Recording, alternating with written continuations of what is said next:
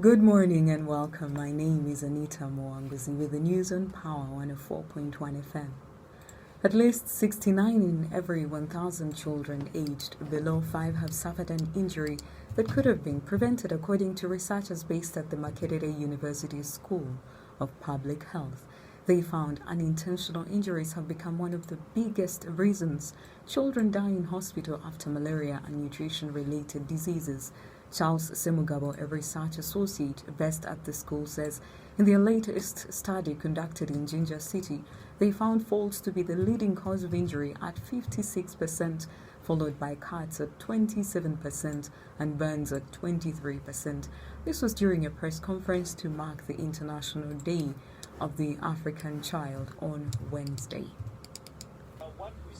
That many of the households actually use the cooking stoves, and these are really open, and so kids, end up, and in the photo voice, actually, you see the pictures, a child getting close to a saucepan and trying to also feel like they are, cooking, and eventually they get burned. The other was the use of the tadovas, these local and candles to light their household, and those also, as a kid, we found who had been burnt by a mattress, another by mosquito net.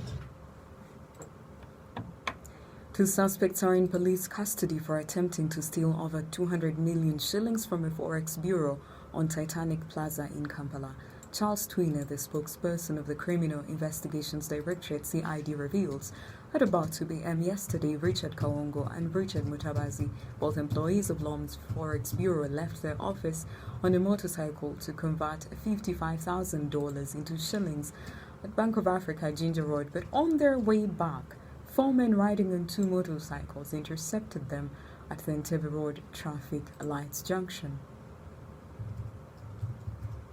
He adds that the victims were beaten by the robbers intending to take the money, but were helped by other border riders and police officers who managed to arrest only 2 of the suspects and impounded one of the motorcycles, a Bajaj Boxer registration number UER 994H.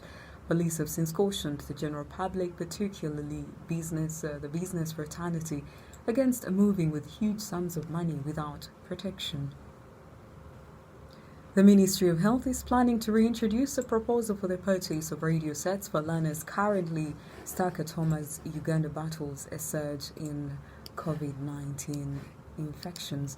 The government planned to buy radio sets as one of measures to ensure there was continuity in learning after the closing of all educational institutions in the first lockdown.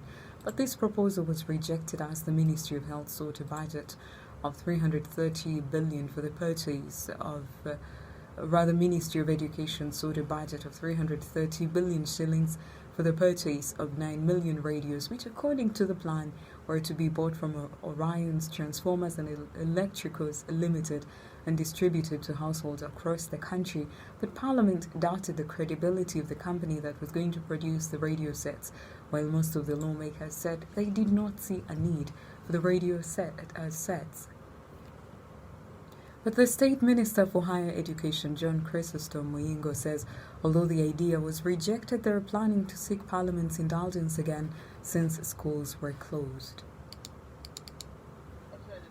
Listen, I'm going to put a lot of energy, my energy, to implementing those very good policies. Teacher policy, I want to say teacher who is professional, a teacher who loves his work, a teacher who is a consultant in society.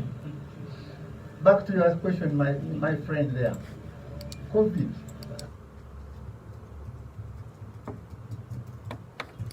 People who belong to priority groups or those supposed to get their second COVID-19 jab will benefit from a consignment of 175,200 vaccines expected to arrive in the country yesterday. This means the jabs will be reserved for only teachers, health workers, older persons, and those with underlying health conditions. The consignment is part of a 3.5 million vaccine donation from the COVAX facility. Initially, the country was expecting to get 2.3 million vaccines in May, following 964,000 vaccines sent in March. But due to the exportation ban on vaccines from India, the country will receive less than was expected. According to the Ministry of Health, only 378,835 people out of 850 targeted in the priority groups have received at least one jab of the vaccine. Now, due to supply challenges, the Health Ministry has decided to give the vaccines to a few selected groups.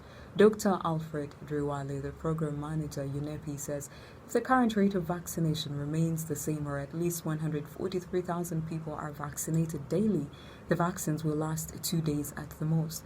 As such, persons who are supposed to get their second dose this week or at the end of the month may not be able to get those. But Dr. Monica Amusenero, the senior presidential advisor on epidemics, says they're working towards making sure all persons who've received one dose of the AstraZeneca vaccine get their second. Also in the wild, a diamond believed to be the third largest ever found has been put on display in Botswana. The stone weighing 1,098 carats was shown to President Mokgweetsi Masisi 2 weeks after the diamond firm Debswana unearthed it. The huge gem is only slightly less heavy than the world's second largest diamond, which was also found in Botswana in 2015. Botswana is Africa's largest producer of diamonds. Lynette Armstrong, Debswana Diamond Company's acting managing director, says this is the largest diamond to be recovered by Debswana in its history of over 50 years in operation. And that's all we had in the news. I'm Anita Mwanguzi. More news at 9. Good morning. That was the news on Power 104.1 FM.